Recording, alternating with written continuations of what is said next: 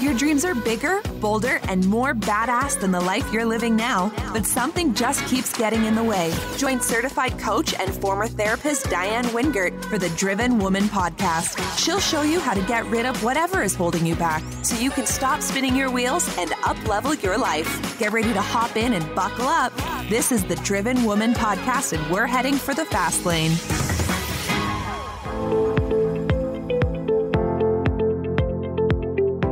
Well, hey there, Driven Woman, and welcome back to the podcast. I am really excited to share a very important topic with you today. As a matter of fact, I kind of think it just might be the most important topic I've discussed yet. What are we talking about? Dealing with expectations, our own and especially other people's. You see, when I first started coaching female entrepreneurs, they told me they wanted to get more done. So we focused a lot on productivity and time management. I taught them the latest techniques to identify their most important goals and how to accomplish them more efficiently. And they were happy at first. But over time, I noticed that they were complaining about feeling exhausted, feeling overwhelmed, and feeling resentful, even though they were more productive. Okay, so now the coaching conversations were shifting to energy management. I had learned about work sprints, how to identify when we should do our more creative work and when we should do our more focused tasks. I was teaching my clients about morning routines and helping them prioritize their self-care. So by now, they were managing their time and managing their energy, but they still felt like they were doing too much. Well, the more I dug into their biz shiz, the more I realized what they really needed most was obligation management. What am I talking about? I'm talking about how we deal with expectations. What I uncovered is that a whole lot of really smart, badass female entrepreneurs have shitty business boundaries. They're over-delivering, undercharging, leaving money on the table, and avoiding uncomfortable conversations with both clients and team members. They wanted to be more productive, they wanted to have more energy, but the real problem is that they were doing things they didn't want to be doing because they felt obligated and didn't feel confident about bringing up the topic and making those changes. So we are gonna get up into it, starting with this episode, because if you are doing more than you should, or frankly, not even more, if you are doing things you don't want to be doing in your business or life, because you feel guilty if you think you'll feel guilty if you stop, or you just feel obligated to keep on doing it, you are going to keep on draining your energy and not feeling productive. So sit tight, keep your seatbelt buckled, and hold on just a minute while I share this week's pod praise from Jessica Foley, who happens to be a member of our Facebook group. She writes, I've been meaning to write a review since I heard about this podcast and listened to my very first episode. If you are a driven woman who just might be gifted or have a higher than average IQ, listen to Diane. It's like she knows how your brain is working and how to challenge it. She's amazing, and so are her guests. Well, hey, as far as podcast reviews go, they don't get any better than this. Thank you, Jessica. So listen, if you have trouble with obligations, expectations, boundaries, and trying to get it all done, you're going to want to play this one more than once. Just saying. Okay, here we go.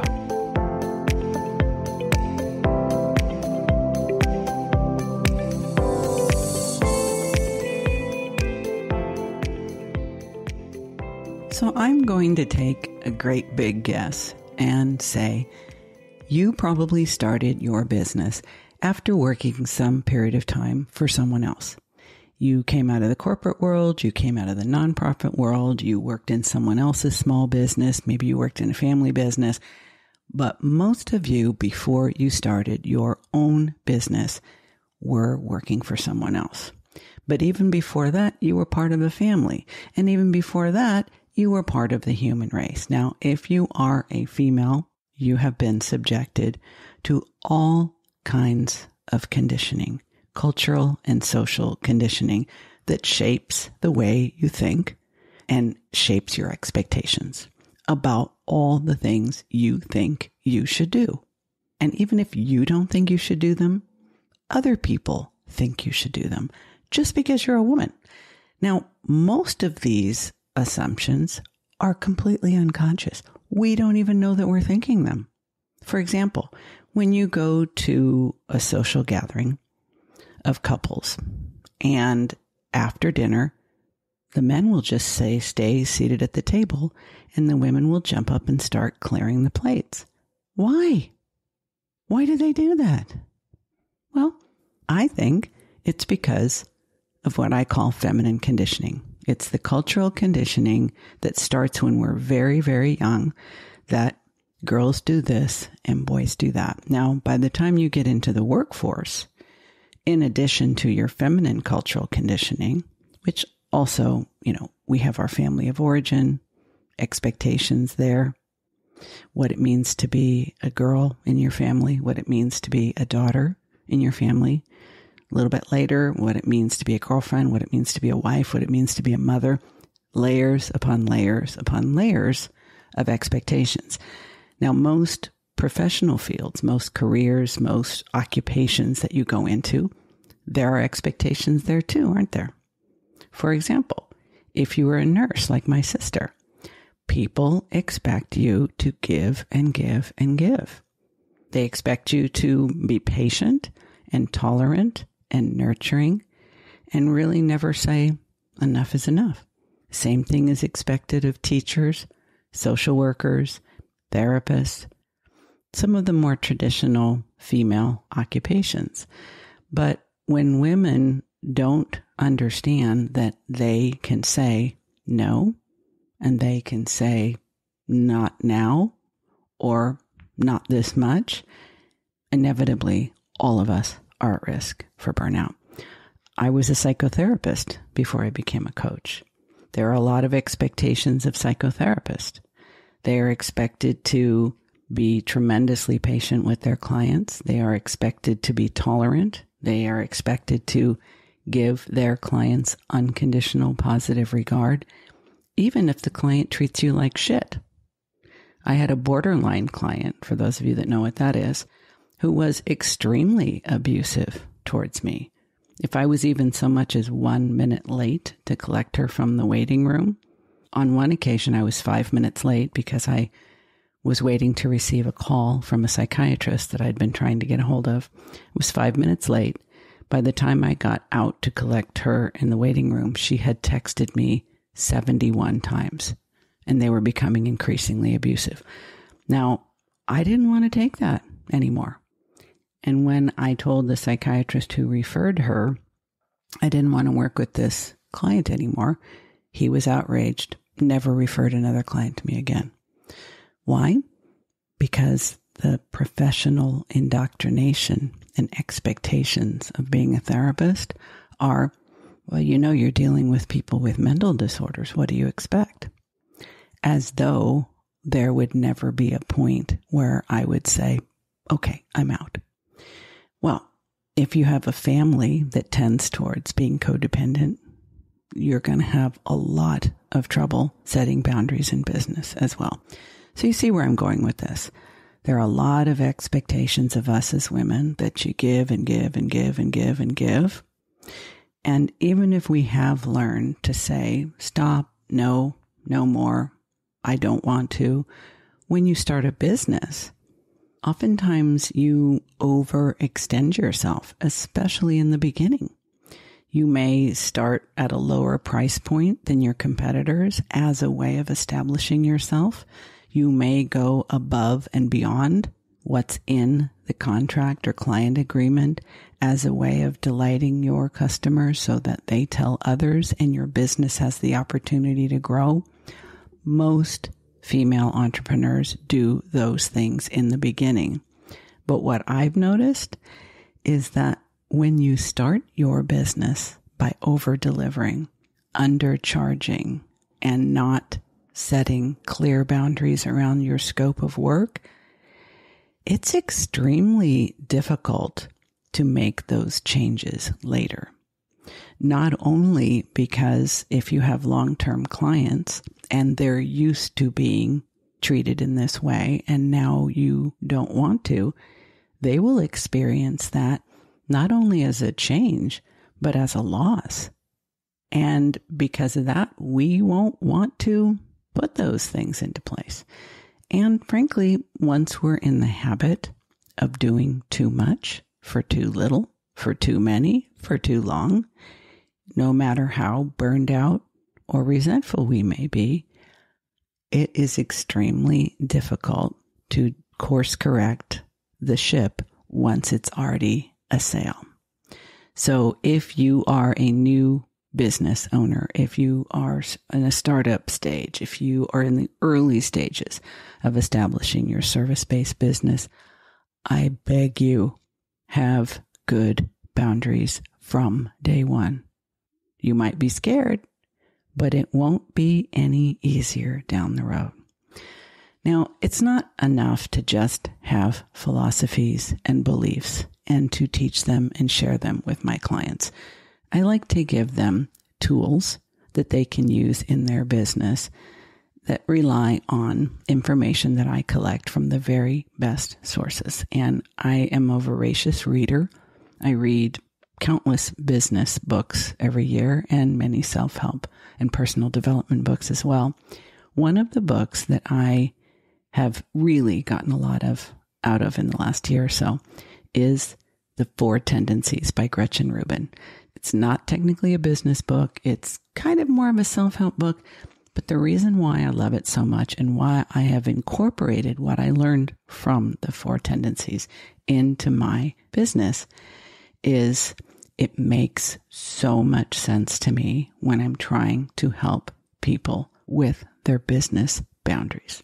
So according to this framework, according to Gretchen Rubin, people are by nature one of these 4 tendencies. It's not a personality type. It's not the Myers-Briggs. It's not the Enneagram. It's not your zodiac sign. You are literally born with one of these tendencies, and you're going to have it for life. I find that when I do an assessment of what people's tendencies are, most people don't like the tendency that they have. And when I first figured mine out, I didn't like it either. But I think if you can just realize, you probably will wish you had a different tendency than the one you have, it's totally okay. What is the value of knowing what your tendency is? Well, let me explain. There are 4 tendencies. Obviously, The 4 Tendencies is the name of the book. The upholder is the person who always does what is expected of them. What is expected of them by others and what they expect of themselves.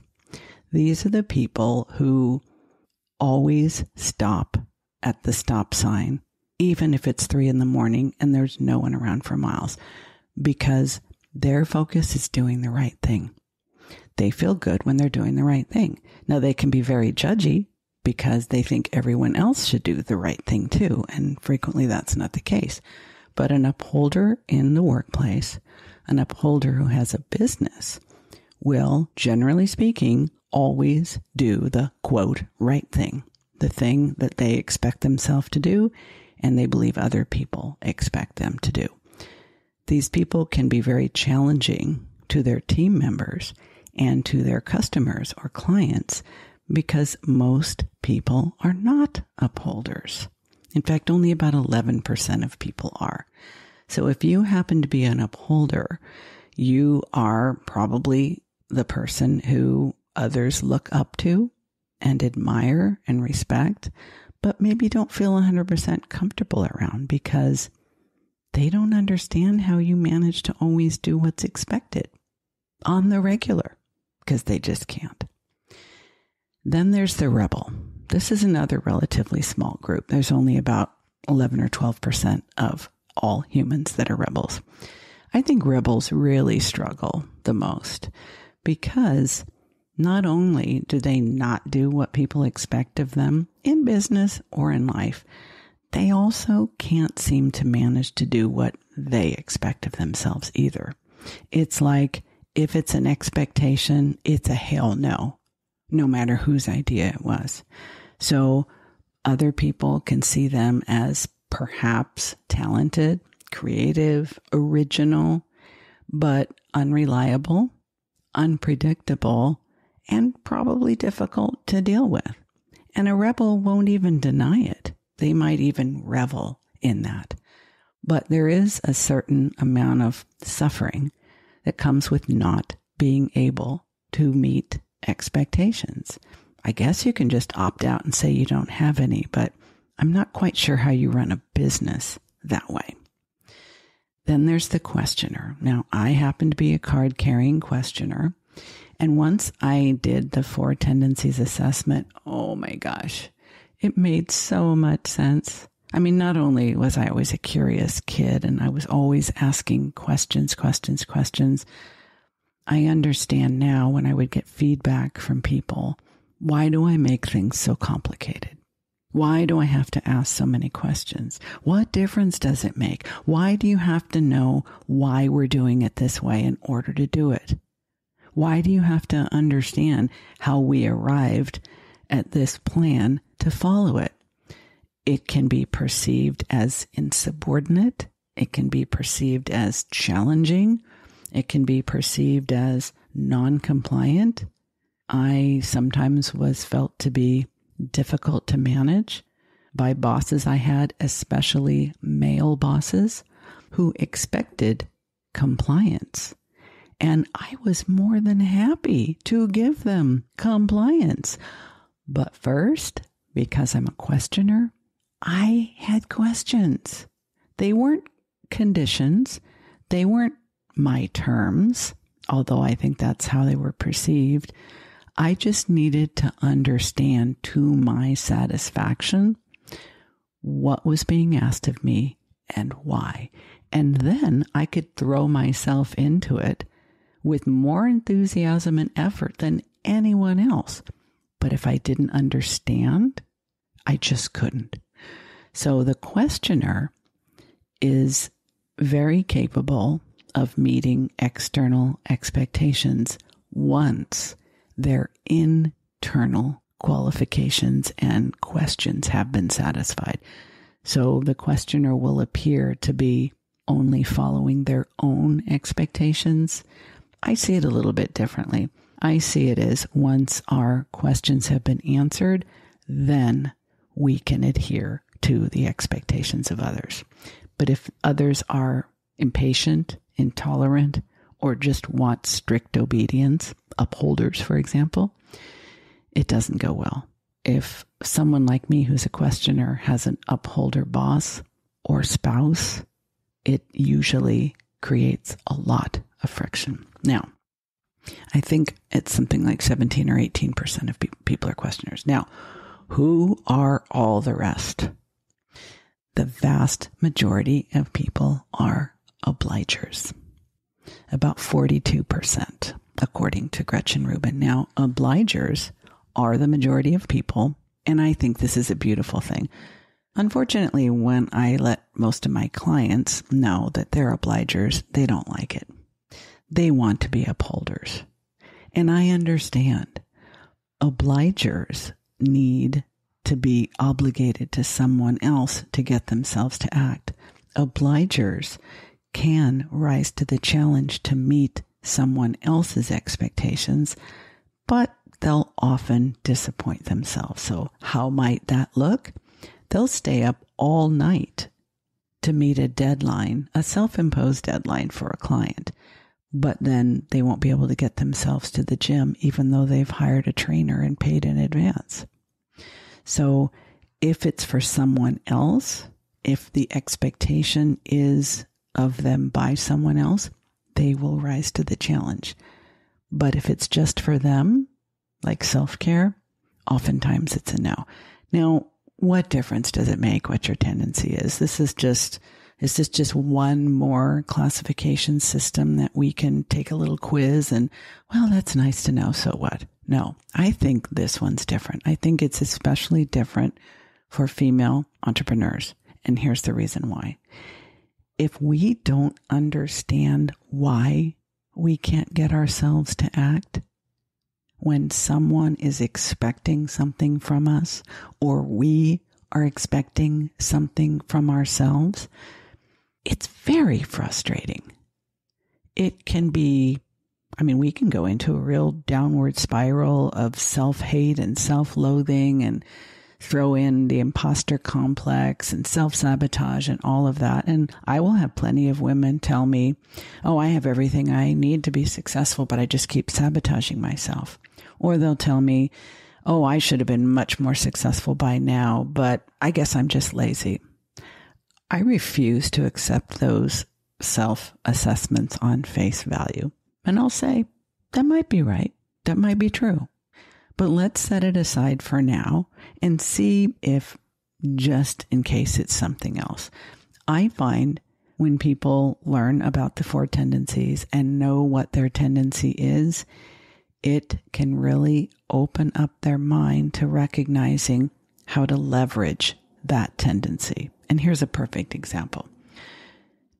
As a questioner, if I hire a coach or consultant, and I'm working with one right now, I let that person know, hey, I need to ask a lot of questions and make sure that I really fully, completely, deeply understand what you're asking of me in order to be able to do it. So if you tell me, I need you to do this week and make sure you get it back to me by such and such date, I cannot just blindly do it.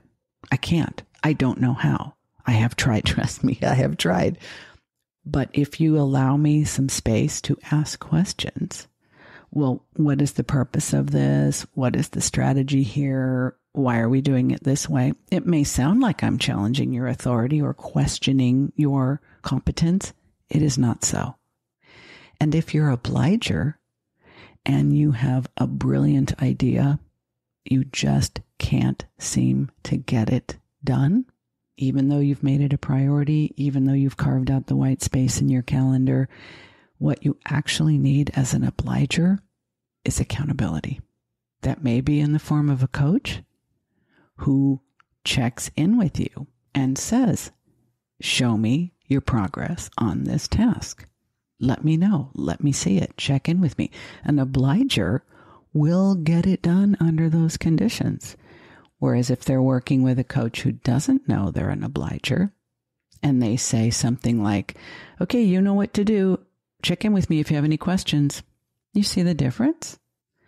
When you know you're an obliger, you can ask for that level of accountability because that's what you need. And if you just take the blame game out of it, if you are not an obliger who thinks you should be an upholder, and if you are not a questioner who thinks life would be easier as an obliger, if you just accept whatever the heck of the 4 tendencies you are and learn how to work with it, I promise you, you will start meeting expectations more regularly and with a lot less stress. Now, in a future episode, we're going to talk a lot more about boundaries because boundaries are really important to understand when you're meeting expectations that you shouldn't be meeting anyway.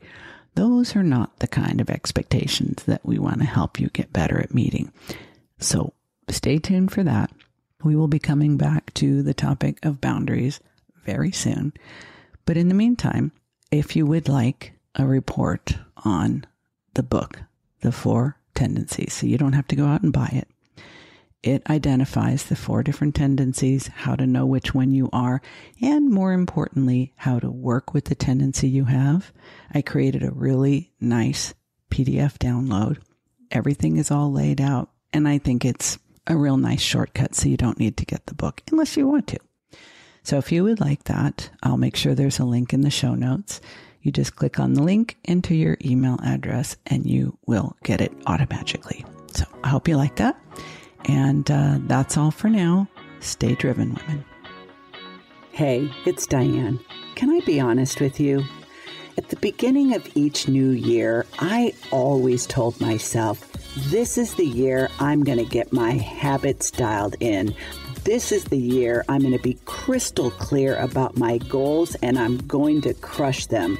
This is the year I'm going to get my shit together on every level and I'm going to do it all by myself. Been there, done that, got a whole stack of t-shirts. But it wasn't until I started working with my own coach that I realized what a difference it makes to have guidance, support, and accountability from someone who's not only like-minded, but like-brained. Yeah, I'm talking about another driven woman, entrepreneur, who also has ADHD and has got it going on. I have 2 openings in my signature one-on-one 12-week coaching program, and one of them might have your name on it. There's a link to a free consult with me in the show notes if you think this might be the year that you really get serious and go all in on an ADHD-friendly business and life. While you're thinking about that, have a listen to what one of my clients' success stories has to say about the difference it made to work with me.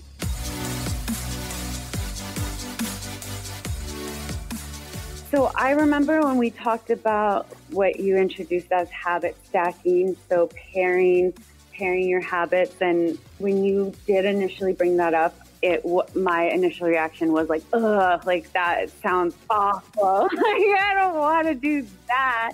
But that was like one of the first things that one of the first shifts that our work together had changed. And that is something that I'm grateful for every day. So the first thing I do in the morning is I go pee. And so what your advice was, take your medication, right after, have your glass of water there in the bathroom.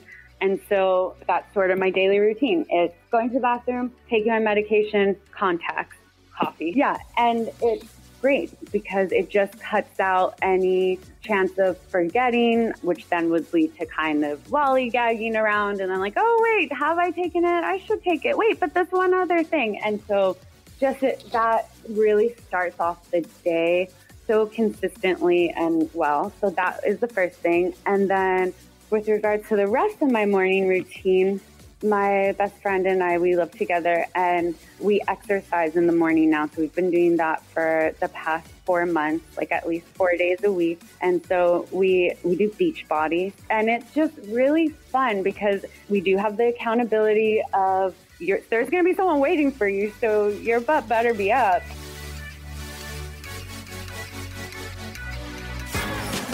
You've been listening to the Driven Woman Podcast with Diane Wingert. Want more straight talk and strategy each week that will take you from spinning to winning? Don't forget to hit subscribe in your podcast player so you won't miss a single episode. Then head on over to the Driven Woman free and private Facebook group community. See you there.